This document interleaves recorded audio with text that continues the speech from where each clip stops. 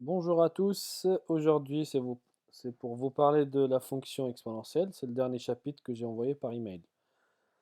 Alors c'est comme le titre l'indique, hein, c'est une fonction comme une autre, comme les fonctions polynôme du second degré, fonction racine carrée, fonction inverse, etc. Donc c'est juste qu'elle a un nom, elle s'appelle la fonction exponentielle, donc elle a certaines propriétés. Donc nous on calculera des images, on aura quelques propriétés de calcul, il y aura un sens de variation à faire, il y aura une courbe à faire aussi, etc. D'accord? Donc ce sera vraiment comme une autre fonction, c'est juste elle a ses propres propriétés. Donc c'est parti, ce chapitre est composé de trois parties. Donc en première partie, je vais vous parler donc, de la fonction exponentielle, quelques petites, quelques petites propriétés de calcul. En petit 2, c'est là où vraiment on va voir quelques formules un peu plus poussées, on va dire. Bon, on les verra sur des exemples, donc ne vous inquiétez pas, ça va aller. Et enfin, on va étudier cette fonction exponentielle, donc son sens de variation, sa courbe représentative, ainsi que le calcul de dérivée de ce type de fonction, exponentielle de x plus v. C'est parti. Donc, en ce moment, c'est que à cause de ce virus, donc la période est difficile, qu'on a une propagation, pardon, au début, on a dit qu'elle croît d'une manière exponentielle. Alors, ce mot ne vient pas de nulle part, il vient justement de cette fonction mathématique. Bon, ça, c'est juste une petite introduction hein, pour vous dire que ce mot, on l'utilise souvent et que ça sera fondé par la suite. On va voir pourquoi on l'utilise en gros. Alors, une première proposition. Alors, notez bien, quand je mets entre parenthèses et je mets admise, enfin la proposition est admise, c'est qu'on doit l'admettre. Ça veut dire pour l'instant, on ne peut pas la prouver. Avec nos outils mathématiques, au lycée, on ne peut pas la prouver. D'accord? Donc, c'est parti. Je propose une fonction f qui est dérivable sur r, donc on peut calculer sa fonction dérivée. Et je vais rajouter des conditions telles que la dérivée de cette fonction, c'est elle-même.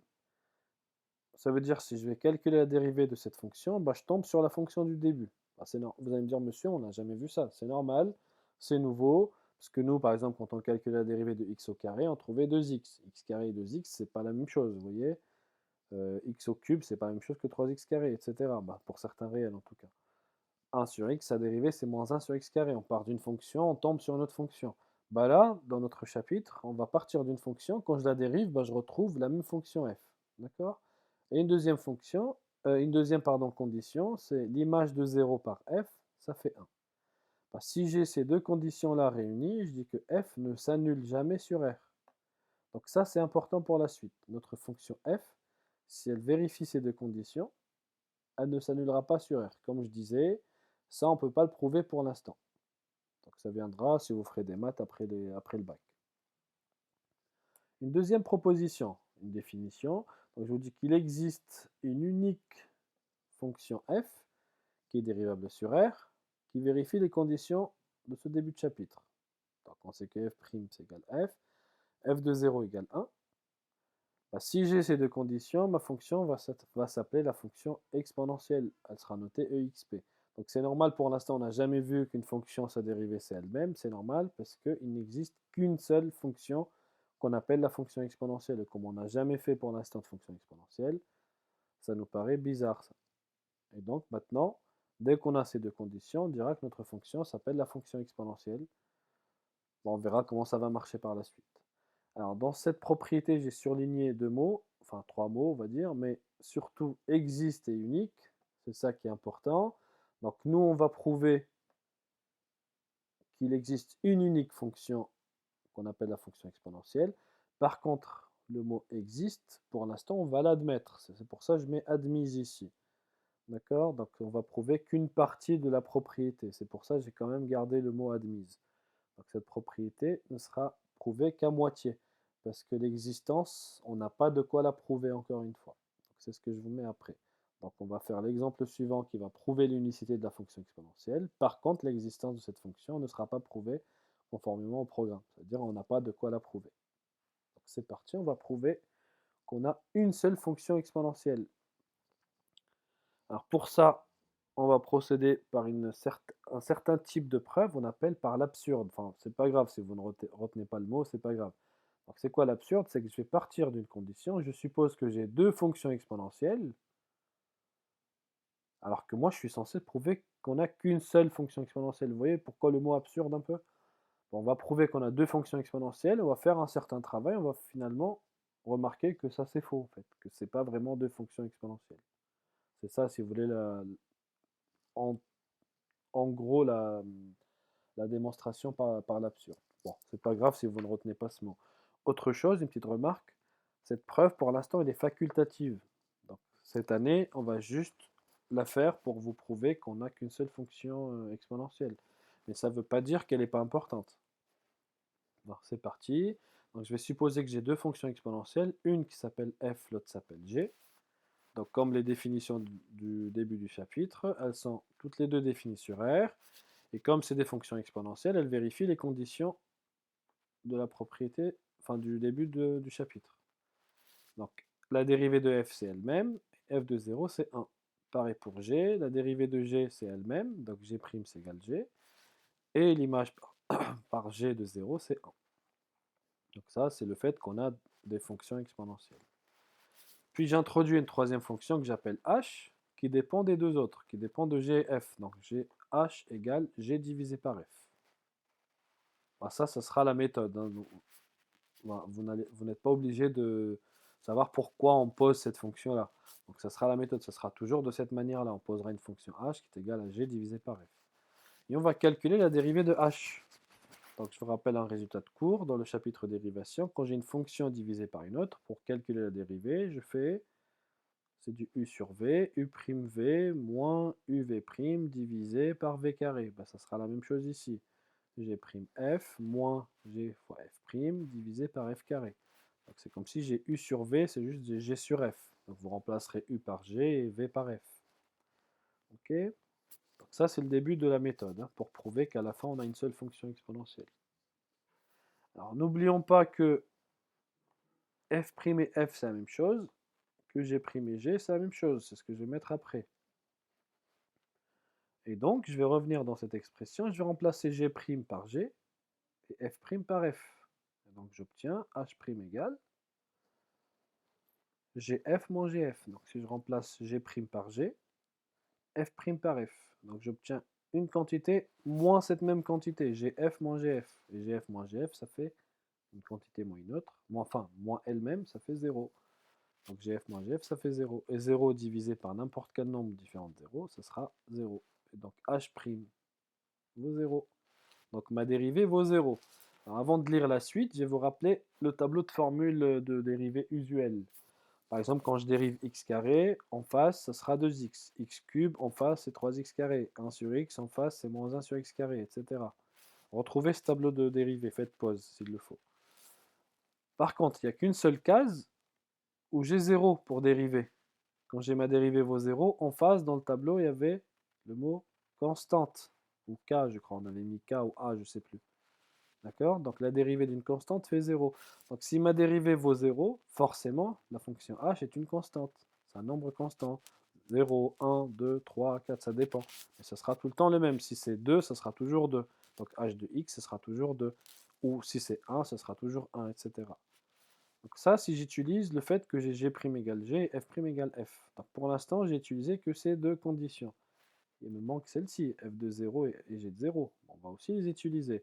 Donc si je veux calculer l'image de 0 par h, cette fonction h qui est là, ça veut dire que ce sera g de 0 divisé par f de 0. G de 0, ça vaut 1, pardon. F de 0 aussi, donc j'obtiens 1 divisé par 1 et donc égale 1. Donc h de 0, ça vaut 1, sachant que h est une fonction constante. Donc ça va valoir toujours 1. Donc pour tout réel x, à chaque fois, je vais trouver 1. Donc c'est ce que je mets ici. Donc cette fonction-là, elle vaut toujours 1. Mais comme c'est g divisé par f égale 1, dans quel cas je peux trouver un quotient égal 1? Je donne un exemple, 4 divisé par 4, 7 divisé par 7, 8 divisé par 8, 100 divisé par 100. Pour qu'on ait un quotient égal 1, il faut obligatoirement que le haut et le bas soient les mêmes, qu'ils soient égaux. C'est ce que je vous mets ici. Alors qu'est-ce que je dis? Je pars de deux fonctions exponentielles, f et g. Bon, je fais mon petit biduage, mon petit calcul, et je prouve finalement que en fait, c'est la même fonction. G c'est égal f. Donc en gros, il n'y en a pas deux, pardon, il n'y en a qu'une. D'accord? Donc f et g sont une même fonction. Donc en gros, il ne peut pas exister plusieurs fonctions. Donc si j'ai des fonctions exponentielles, bah, sachez que c'est la même fonction. D'accord? C'est la fonction exponentielle. Bon, si vous avez pas, si ça va trop vite, faites pause de temps en temps, relisez le cours, relisez ce que je fais ici, prenez votre temps et n'hésitez pas d'ailleurs à m'écrire en commentaire de cette vidéo si vous avez des questions, bien sûr, hein. Bon, c'est pas très important, ça reste pour l'instant facultatif. Certaines conséquences. Donc, exponentielle de moins x, ça sera toujours 1 divisé par exponentielle de x. Donc ça, c'est, on va dire, 4 formules à retenir. Et on a deux qu'on connaît déjà. La dérivée d'exponentielle, c'est elle-même, c'est exponentielle. Exponentielle de 0, c'est 1. L'image de 0 par cette fonction, c'est 1. Les deux, c'était vraiment le début du chapitre. Dans la première propriété, on avait vu que une fonction qui a la même dérivée, enfin que sa dérivée c'est elle-même, son image par 0 c'est 1, ne s'annule jamais sur R. Donc ça c'est important. Donc la fonction exponentielle ne s'annule jamais sur R. D'accord? Donc là vous avez quelques petites formules à retenir qu'on va utiliser par la suite. Bon, pour l'instant je les laisse de côté, je ne fais même pas d'exemple là-dessus, ça viendra après. Alors important, c'est une remarque. Remarque pourquoi? Parce que pour l'instant on ne peut pas prouver cette formule. Mais c'est une propriété. Pour tout réel x, la fonction exponentielle est strictement positive. Ça veut dire qu'elle ne s'annule pas et elle n'est jamais négative. Donc pour l'instant, on va l'admettre, cette propriété. Plus tard, on va la prouver. D'accord? Alors je passe au grand 2. Donc là, vraiment, on avance dans le chapitre. On a pas mal de formules. Donc 3 formules très importantes pour la suite. Donc là, je ne vais pas les lire. Je vais vous faire directement un exemple. Donc on nous dit de réécrire les expressions suivantes avec une seule exponentielle. Ça veut dire quoi ça? Si je prends l'expression a est égal à exponentielle de 4x moins 3 fois exponentielle de 2x moins 1.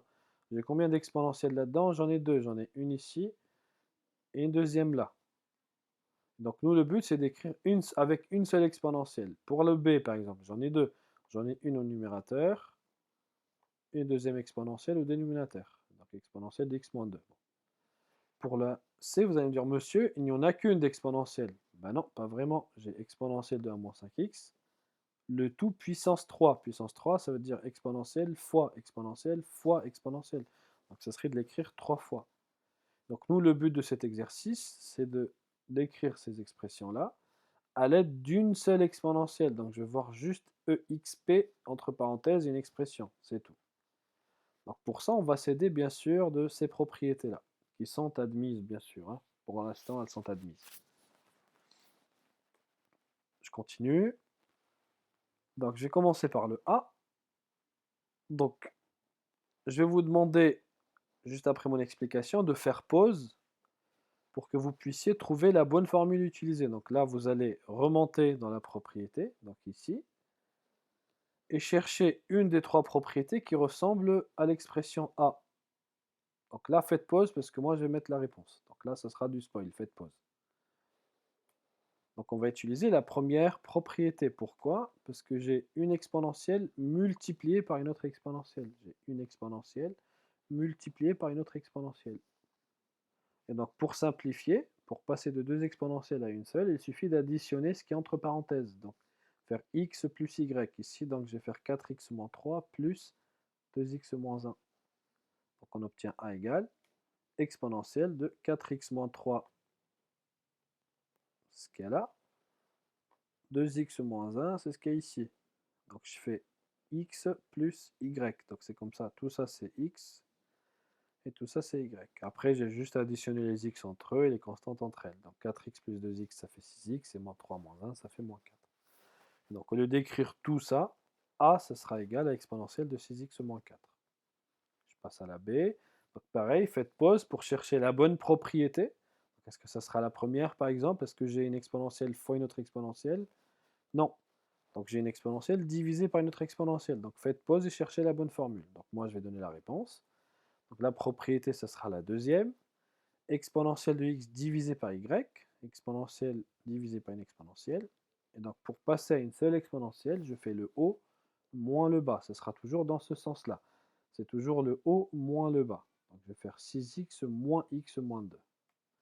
On obtient b égale exponentielle, il ne faut pas l'oublier, le haut moins le bas, donc 6x moins, attention, important parenthèse, parce que c'est moins tout le bas, moins x moins 2, d'accord? Donc, du coup, comme j'ai un signe moins devant la parenthèse, je vais changer les signes dans la parenthèse. Ça va faire 6x moins x, donc 5x. Et 6x moins moins 2, ça fait plus 2. Et donc, mon expression est simplifiée. Le petit 3, bah, j'ai oublié de mettre un petit 3. L'expression C, donc cette fois, j'ai une puissance. Bah, ça sera, faites pause encore une fois pour aller chercher la bonne formule. Donc, je fais la formule. Donc, ça sera la dernière. J'ai une exponentielle avec une puissance n. Ici, ma puissance, c'est 3. Donc, que dit cette formule? Ben, je prends le n et je le glisse à l'intérieur de l'exponentielle, devant le x. Vous voyez, ça fait n fois x. Je prends le n, je le glisse devant. Ben, pareil ici, je vais prendre le 3, je vais le glisser devant le 1. Donc, ça va faire 3 fois 1 moins 5x. On obtient c égale, hein, c'est une erreur là, oh là là, j'ai mis b, j'ai pas vu, pardon. Donc on obtient c égale l'exponentielle de 3 fois 1 moins 5x. Et encore une fois, comme 1 moins 5x, c'est une expression, il va falloir la mettre entre parenthèses. Donc il va falloir faire 3 fois tout ça. Donc 3 fois 1 et 3 fois moins 5x. Donc on développe. 3 fois 1, ça fait 3. Et 3 fois moins 5x, ça fait moins 15x. Donc voici comment on utilise ces trois propriétés. Ça sera toujours de cette manière-là. Exponentielle de x plus y, c'est le produit. X moins y, c'est le quotient. Et la puissance, bah, ça sera n fois x. Donc n'hésitez pas à prendre votre livre et il y a pas mal d'exos, j'ai vu, qui ressemblent à celui-là.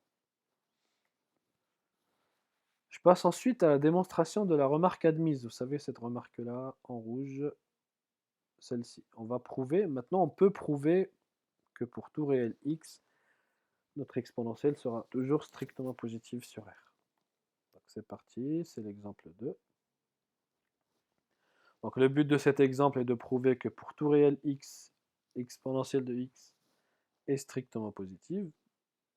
Donc je vous pose des petites questions, donc je vais vous aider, je vais vous guider pour avoir la réponse.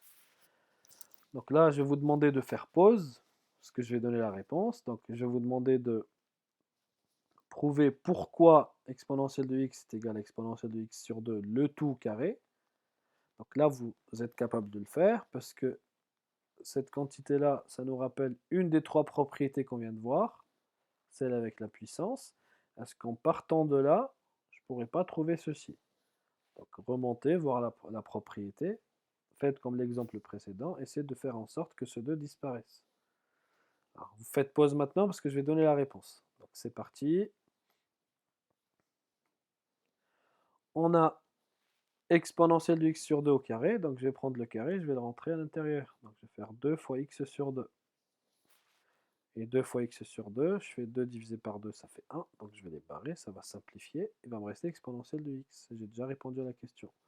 Donc pour tout réel x, cette quantité au carré, c'est la même chose qu'exponentielle de x. Alors pourquoi je dis que ça va nous permettre de déduire que notre exponentielle est positive? Car 1 carré est toujours supérieur ou égal à 0. Donc là, j'ai prouvé que mon exponentielle, expx, enfin exponentielle de x, pour l'instant, c'est supérieur ou égal à 0. D'accord?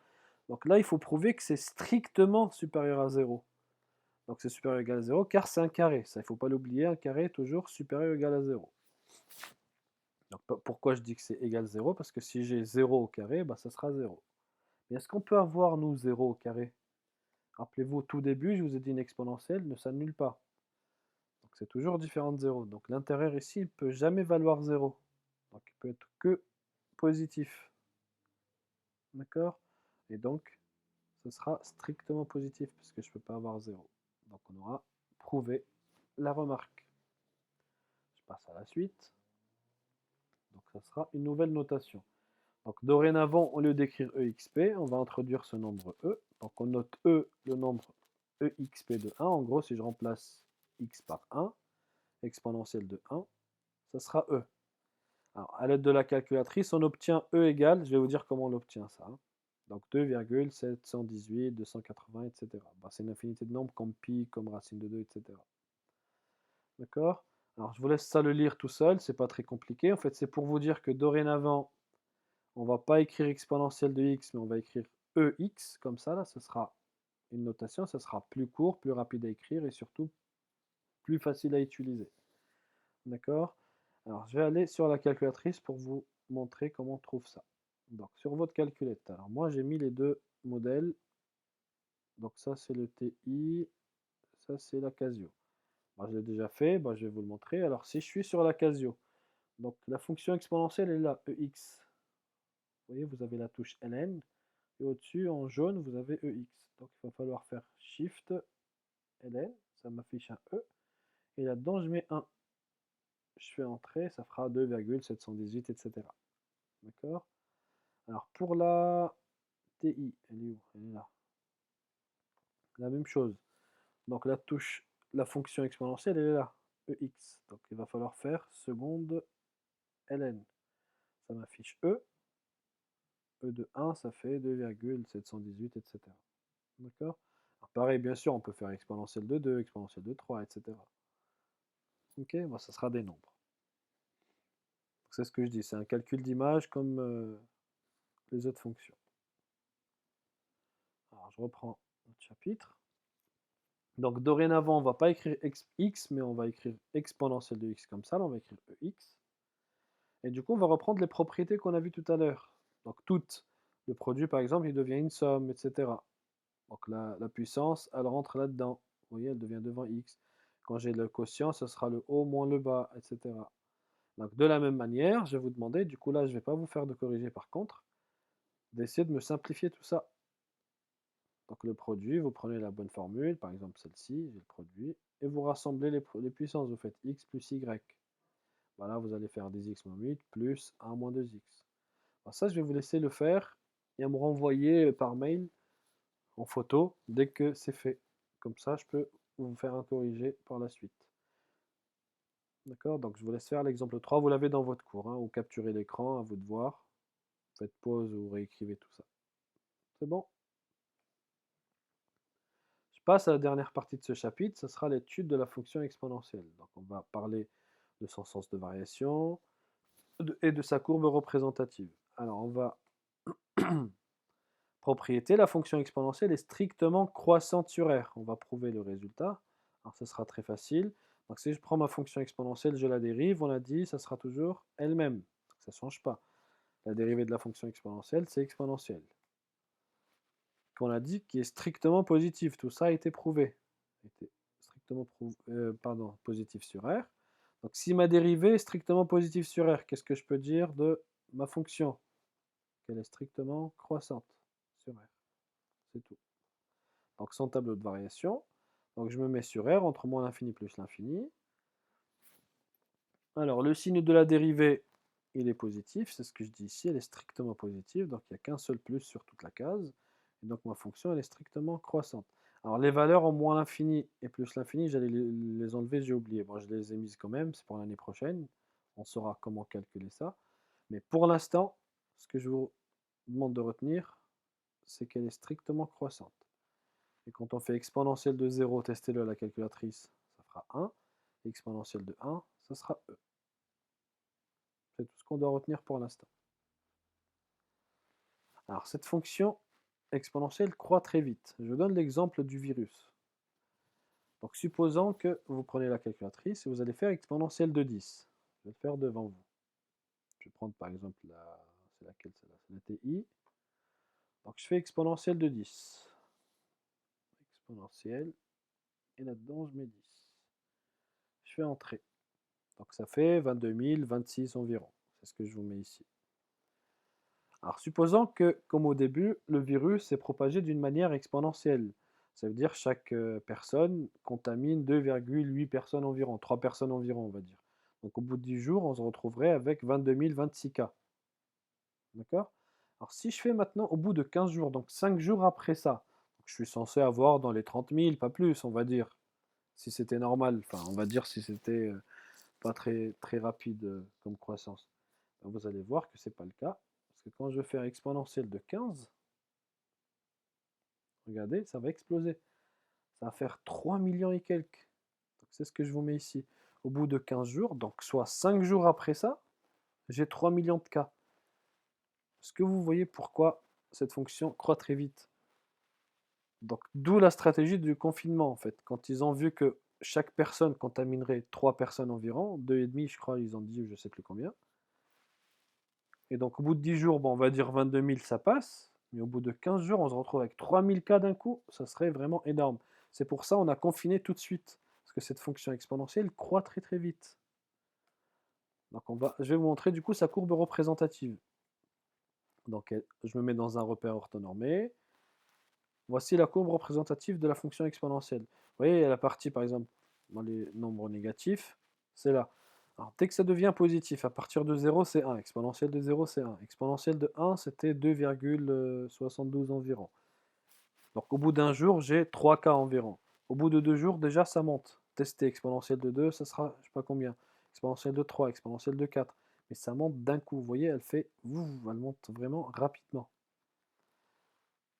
Bon, ça, je rajoute quelques petites choses. Puis, bon, nous, on va revenir quand même sur la partie maths. Alors, je vais m'intéresser, par exemple, au point d'abscisse 0. Je vais me mettre ici, sur le point d'abscisse 0. On va rappeler quand même une petite formule qu'on a vue dans le chapitre dérivation. On va s'intéresser aux tangentes.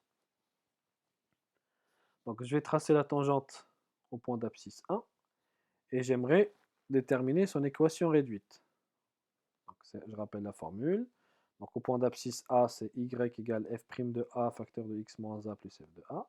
Moi, ce que je veux, c'est au point d'abscisse 0. Donc, chaque a, je vais le remplacer par 0 pour obtenir y égale exponentielle prime de 0. Donc, la dérivée de cette fonction 0, facteur de x moins 0, plus exponentielle de 0. Donc, si on reprend les formules précédentes, la dérivée d'exponentielle, c'est exponentielle. Donc, je vais me retrouver avec exponentielle de 0. Exponentielle de 0, ça fait toujours 1. D'accord. X moins 0, ça fait x. Plus exponentielle de 0, c'est encore 1. Vous l'avez sur le graphique ou à la calculette, à vous de voir. Donc exponentielle de 0, il faut savoir, c'est toujours 1. Et donc l'expression de cette tangente, de cette équation, pardon, c'est y égale à x plus 1. Donc je trace cette tangente de cette manière-là. Je prends un deuxième cas, par exemple, le point B. Je mets sur le point B ici, je vais tracer aussi ma tangente, je vais chercher son équation réduite. Donc ça, c'est vraiment une partie rappel de la formule qui est là en rouge. Alors au point B, l'équation réduite est, donc comme B a pour abscisse 1, ce sera cette fois f' de 1, x moins 1 plus f de 1. C'est ce que je mets là. F, c'est notre fonction exponentielle. Donc la dérivée d'exponentielle, c'est elle-même, et exponentielle de 1, c'est e. Pour ça, je mets e. Exponentielle de 1, c'est e. Donc je développe. E fois x, ça fait ex. E fois moins 1, ça fait moins e. Et moins e plus e, ça fait 0. Donc il va me rester exponentielle de x uniquement. Et ça sera la tangente qui est là. Alors ça, c'était juste un petit exemple. Comme ça, vous vous souvenez comment fonctionne cette équation de tangente. N'hésitez pas à faire pause, poser des questions s'il le faut, en commentaire ou par mail, à vous de voir. Je passe à la dernière partie. Comment dériver, donc, si je prends exponentielle de ax plus b, après je vous donnerai des exemples, comment je pourrais le dériver. Donc je vais prendre deux réels a et b, c'est des nombres réels quelconques, moins 1, 60, à vous de voir. Je dis que la fonction g définie sur r par g de x égale exponentielle de ax plus b, elle est dérivable sur r, donc ça ne change pas. Et sa fonction dérivée g' est définie par g' de x égale a exponentielle de ax plus b.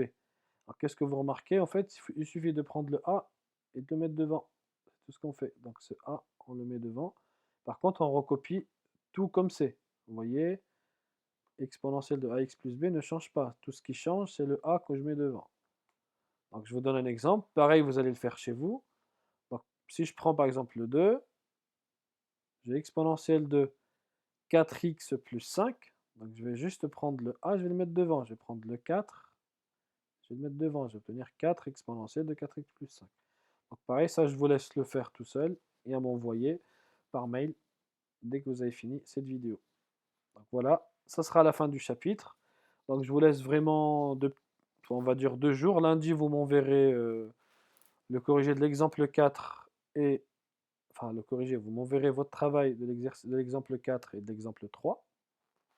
D'accord? Comme ça, lundi, je vous envoie un corrigé et je vous enverrai des sujets à faire, donc des exercices à faire sur cette fonction exponentielle. Donc ça sera à la fin de la vidéo. Donc n'hésitez pas à me laisser des commentaires s'il y a des questions précises ou ce sera mieux par mail. Allez, au revoir à tous.